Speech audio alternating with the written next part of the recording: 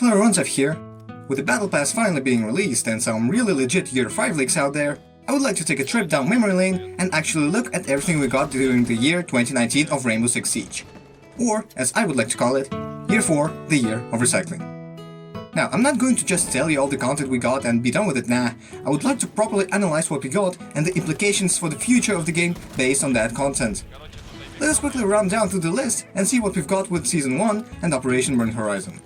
We got 2 new operators, Mozzie and Gridlock, and a new map, Outback. Season 2, Operation Phantom Sight. 2 new operators, Warden and Nook, and buff of an existing map, Cafe Dostoyevsky. Season 3, Ember Rise, 2 new ops, Goyo and Amaro. Canal rework, not a buff, there's a difference. Season 4, Shifting Tides, Womai and Kali, Theme Park rework. Oh, and the only new weapon we got during the last 3 seasons is Kali's Sniper Rifle. Unless you count the Angle Grip G81 as a new weapon, which it most certainly feels like. You see anything peculiar? Only 1 new map, 1 map buff and 2 map reworks. Now, granted, all of them are amazing to play on, although Outback is a bit too large for my liking. But if we take a look at the reused weaponry, it tells a different story. Release, Warden and Nook were hard garbage. I mean, they aren't that much better now, but they are certainly better than they were on release. Also, Kali and Amaro are kind of questionable picks at the moment, but they aren't in the game for that long and haven't found their place in the meta yet. But the weaponry that was reused from previous seasons is sometimes questionable. Some are horrible, some are alright actually, and some are fucking awesome. Nice. But the recycling doesn't stop at loadouts and raw added content, nah, it also continues in the design philosophy of the operators. To prove that, let's just take a look at the usages of Year 4 operators' gadgets. Mozzie, Insult Denial, Role of Mute with a bit of Echo's playstyle. Gridlock, Flank Denial / Plant Assistance, Role of Nomad with a bit of Capital. Warden, I don't fucking know. Grenade / Plant Denial, a bit of Smoke's playstyle with Glasses gimmick. Nook, Intel Denial / Roam Clear, basically an entry fragger with Vigil's gimmick. Goyo, Area Denial, a bit of Smoke with Castle. Amaro, entry fragger with repelling really fast. Fast as fuck. Womai, a throwable Jaeger. I'm in grenade now! Kali, Sniper Thatcher Ash mix. Almost all of Year 4 operators, with the exception of Kali and Amaro, were just existing concepts slightly adjusted, especially Phantom Side Ops, who are just attackers' gimmicks on Defender side, and vice versa. Year 4 is a year of recycling, reworking, and stabilizing through and through. I couldn't think of another reword. That's not necessarily a bad thing. We already have 52 operators and God knows how many maps. Creating something new becomes more and more difficult, and creating alternatives to existing operators is amazing for increasing diversity from match to match. Just look at Jaeger. Finally, the dude with 90% pick rate has competition. And while some operators this year were a swing and a miss, at least they are easy to understand. Nook is just an attacker vigil, Warden is just a defender glass, Gridlock is just thick nomad, and so on. This is very important for the longevity of the game, and I feel that this year is just a taste of things to come. More reworks, more of the same concepts but slightly different, and not that many new weapons, which I don't even think are that much necessary, because we already have a very large armory to choose from.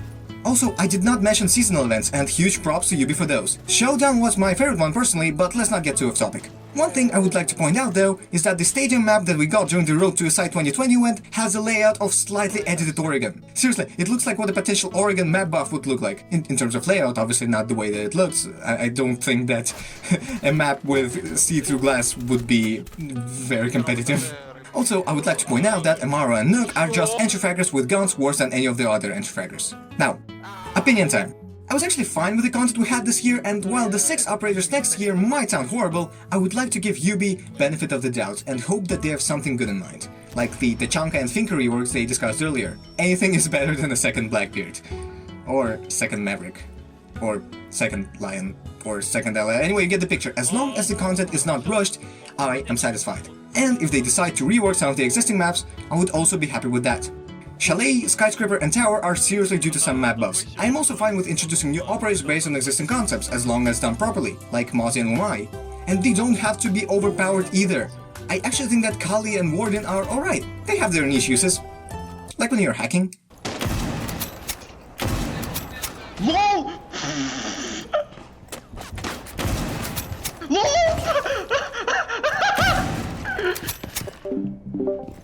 One thing I don't like, however, is their aggressive monetization with the Battle Pass. I just want to buy some pixels, not sell my kidneys. The first Battle Pass has just deployed on the service, and the progression seems okay for now. I just hope it's not too bad later down the line. Still better than the limited time RNG paid only alpha packs. But that's not saying much, is it? In conclusion, Is year 4 the worst year? Since it has so much recycled content?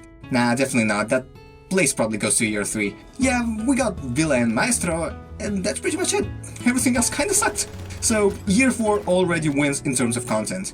Year 4 did show us some of Ubisoft's design philosophy, with adding more operators to existing niches and exploring new ones, and as a Castle main, I was personally very excited for Goyo's release. And what do you know? My longest guide on this channel is made on Goyo. Also, you can help. That is an absolute win in my book. Let's hope year 5 won't be a downgrade. As Goyo, Gridlock and Womai have shown us, you just need to take inspiration from the right places and apply how it is needed. What do you guys think? Did this year underperform? Was there not enough content? Or was it just right?